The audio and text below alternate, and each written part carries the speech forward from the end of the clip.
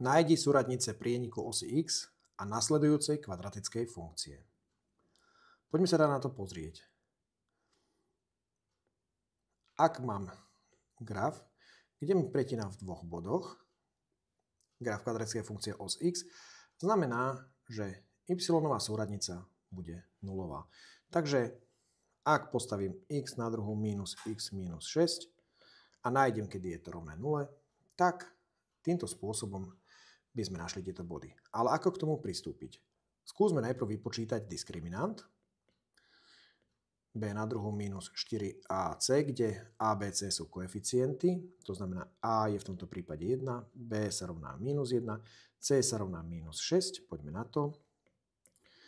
b na druhu je minus 1 na druhu minus 4 krát 1 krát minus 6, čiže diskriminant sa rovná 1 plus 24, čož je 25.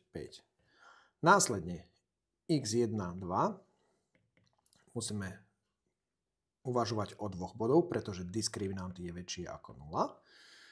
Tak dostávame minus b plus minus odmocnina z diskriminantu lomeno 2a.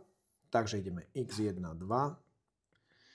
Minus b je minus 1 plus minus odmocnina z 25 je 5. Mohla by byť aj minus 5, ale v tom prípade plus minus nám to opäť dorovná. Takže 2 krát 1. To znamená 1 plus minus 5 lomeno 2. To znamená, že x1 sa rovná 1 plus 5 lomeno 2, čož je 3. A x2 sa rovná 1 minus 5 lomeno 2, čož je minus 2. Tak. To znamená, že graf funkcie nám pretína v bode minus 2 a v bode 3. Úloha je vyriešená.